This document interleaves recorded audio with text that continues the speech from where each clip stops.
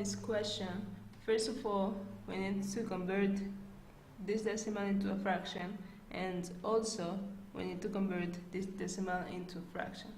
For the numerator, we have the cube root of 27 over 10 to the 6th power. And for the denominator, we have 3 over 10 squared, everything squared. Now,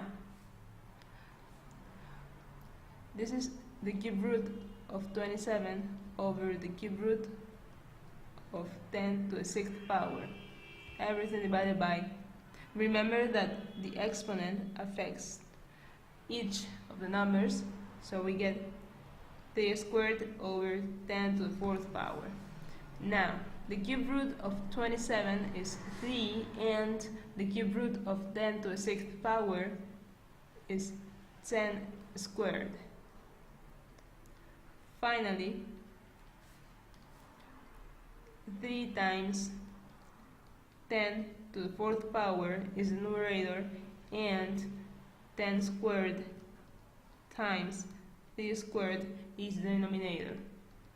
Here we can cancel this one and this one, also this one and this one. Finally we get 10 squared over 3, 100 over 3.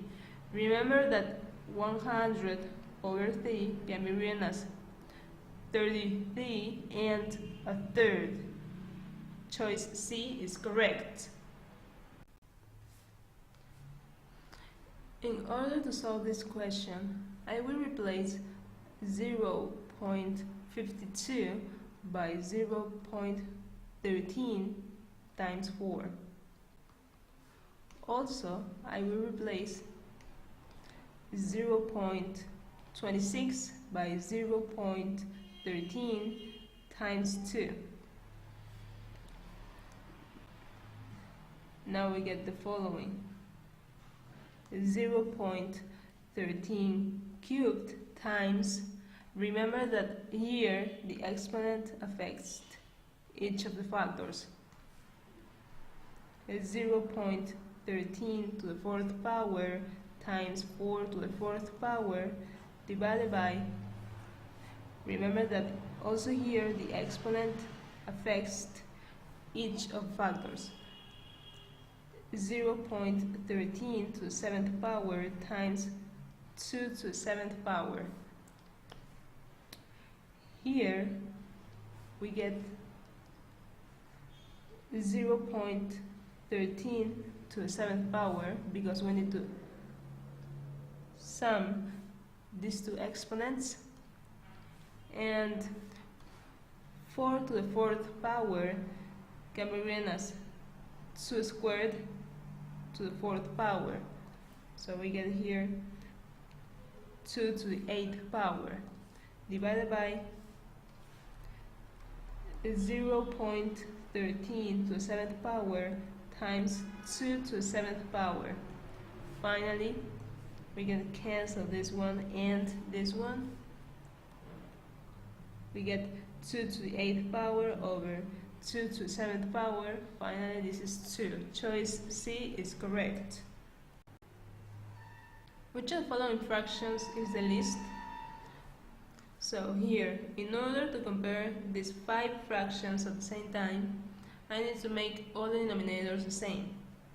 So I will start with choice B. This can be written as 57 over 5 times 1 over 10 factorial. 57 over 5 is very close to 11. It's a little bit greater than 11, but we will assume that this quotient is 11. Therefore, we have 11 over 10 factorial. This fraction is equal to this fraction.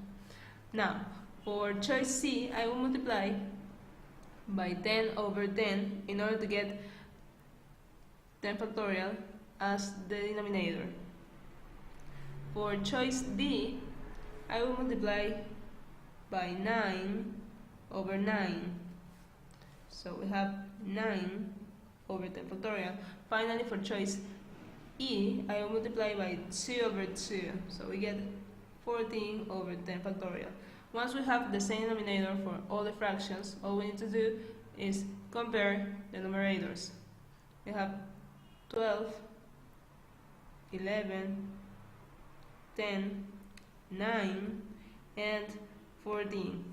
The least numerator is 9, therefore the least fraction is choice D. The price of an article is reduced to 2/5 of its original value. Consequently, the number of articles sold is increased by 5/2 of the original amount. The present daily receipts are what fraction of the original? So here we have the following. Let P be the original value of the price of each article. They state that the price of an article is reduced to 2/5 of its original value. Here, reduced to means multiplication. Therefore, the new price is 2/5 times P. Now, let Q be the original number of articles sold. They state that the number of articles sold is increased by 5/2 of the original amount. Here, increased by means plus. Therefore, the new number of articles sold is Q plus 5/2 of Q. And here, if I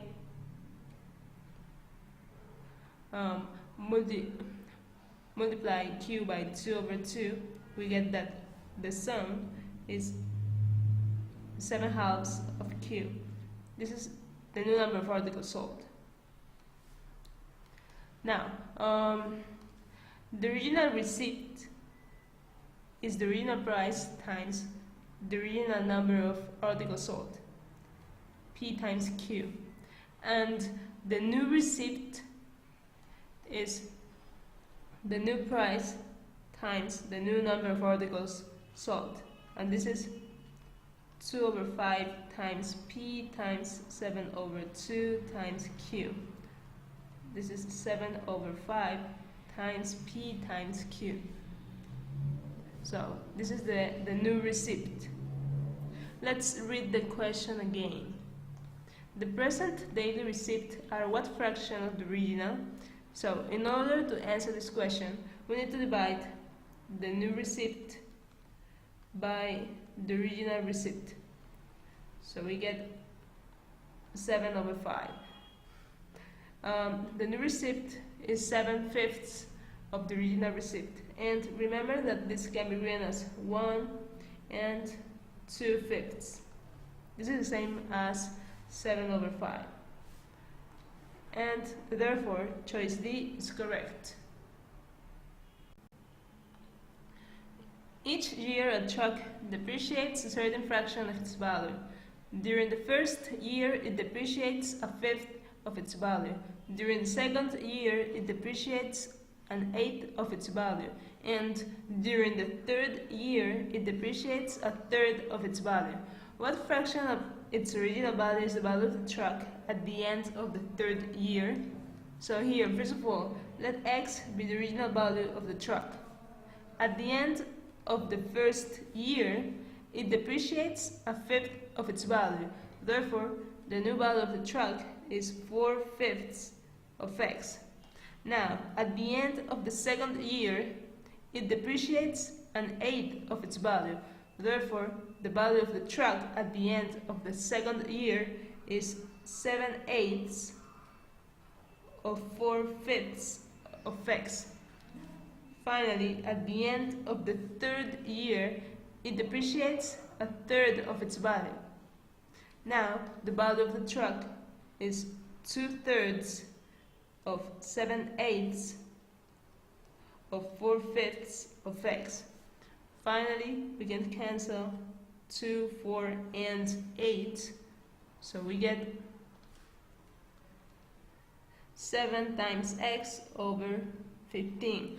This means that at the end of the third year, the value of the truck is 7/15 of the original value.